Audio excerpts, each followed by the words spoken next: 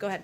Thanks, Jen. First on COVID origins, is the White House worried that China continues stonewalling the World Health Organization investigators and now is saying things like they think maybe COVID-19 got into China through frozen food?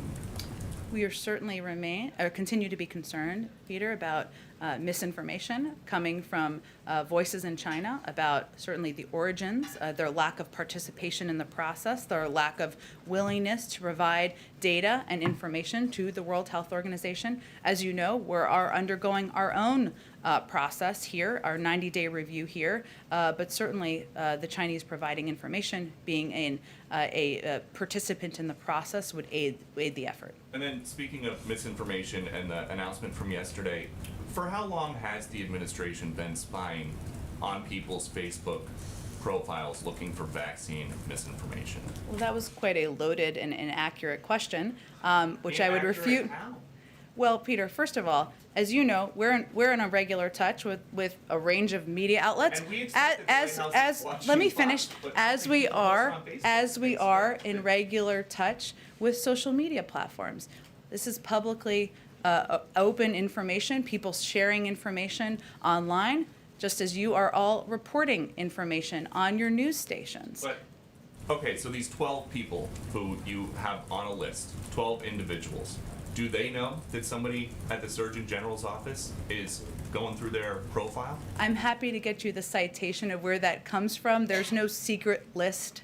I will tell you that these are people who are sharing information on public platforms on Facebook, information that is traveling, is inaccurate. Our biggest concern here, and I frankly think it should be your biggest concern, is the number of people who are dying around the country because they're getting misinformation that is leading them to not take a vaccine. But young people, old people, kids, children, this is all a lot of them are being impacted by the misinformation. big concern, though, I think, for a lot of people on Facebook is that now this is Big Brother watching you.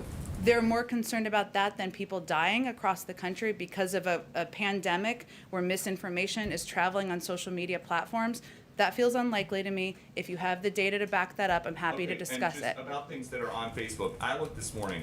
There are videos of Dr. Fauci from 2020 before anybody had a vaccine, and he is out there saying there's no reason to be walking around with a mask. So is the administration going to contact Facebook and ask them to take that down?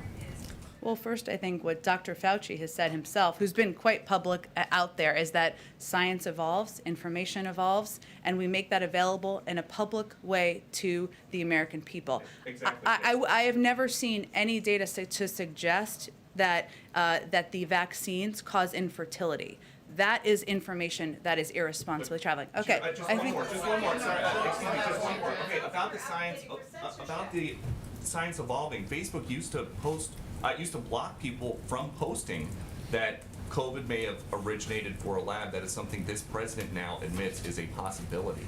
So, is there any concern that things you're trying to block or have taken down might someday turn out to be? We don't take anything down.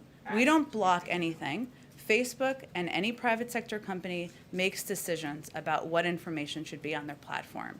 Our point is that there is information that is leading to people not taking the vaccine and people are dying as a result. And we have a responsibility as a public health matter to raise that issue. And the responsibility we all have, the government, media, platforms, public messengers, to give accurate information. Go ahead. About the 12 individuals that are on that separate site. It's not from the White House. I don't have the source in front of me, but we've read it as well. Can you give us a sense of who those individuals are, as was asked before, and what specifically you've given a tough message to the social platforms that they should do more, the social media platforms. What from this podium is the message to those individuals, the 12 of them, who are responsible for 65% of the misinformation that's out there? The message is the same message as it is to every person out there who has a platform, whether that is an elected official or that is a person who is a civic leader. The vaccines are safe, they are effective. If people take them, they will save their life in many cases. And so our message to everyone who's sharing misinformation is that the steps you're taking are irresponsible. They could lead to people getting very sick and people ultimately losing their lives. Why don't we all participate in a process that will help provide accurate information out there? Has the White House participated in any direct contact with these individuals, given the impact they're having through any avenue to try to say, knock it off? No, and I'm happy to get you guys the data on where we got that information, where the public, it's a publicly available data. We'll get you the citation is what I mean. Let me ask you a